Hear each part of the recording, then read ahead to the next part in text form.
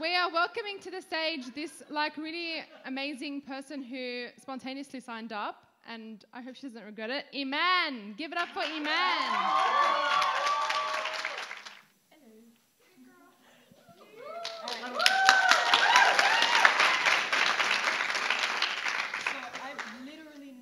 Ever done this before.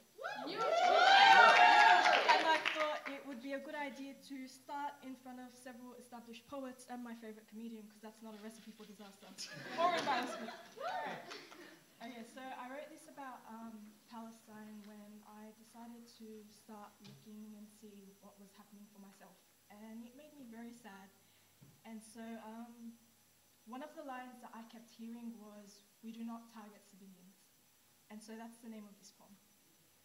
Somewhere in what is left of Palestine, a teacher stands at the front of the school in a UN-funded room and introduces the term onomatopoeia. Vroom, and the children giggle.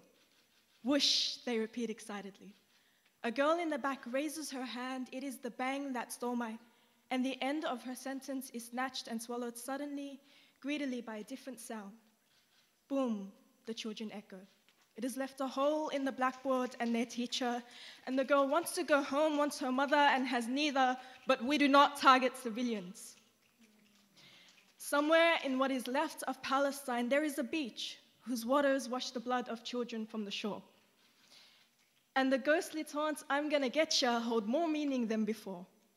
And the grains of sand, they stick to the survivors worse than stains of blood, like tiny, stubborn reminders. And a boy runs home to tell his mother, she set one too many plates. And he's sorry, 12 years old, and so sorry his brother won't be coming home today. And without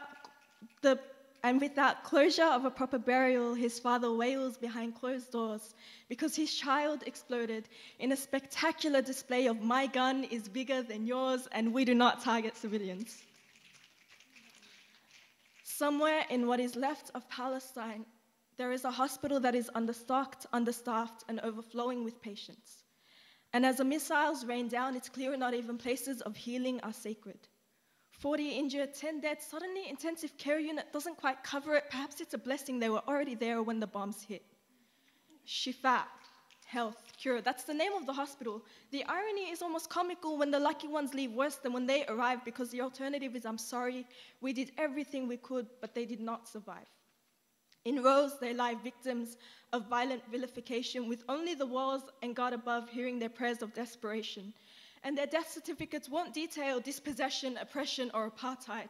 So we'll continue to ignore what is left of Palestine because we do not target civilians. Somewhere in the West, a teacher stands at the front of the room in a recently upgraded school and introduces the bitter terms genocide, ethnic cleansing, and occupation. And the class is called Modern History, as if teaching the same white bread syllabus for over half a century is in any way modern.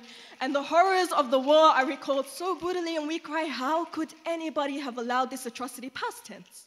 As if the world has rid itself of inhumanity and all nations enjoy justice and equality. But the Middle East is synonymous with jihadists and Islamists, and the value of a human life doesn't quite extend to desert-dwelling terrorists.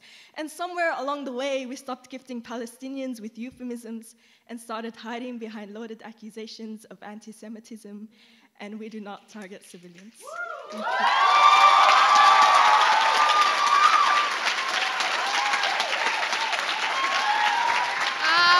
What?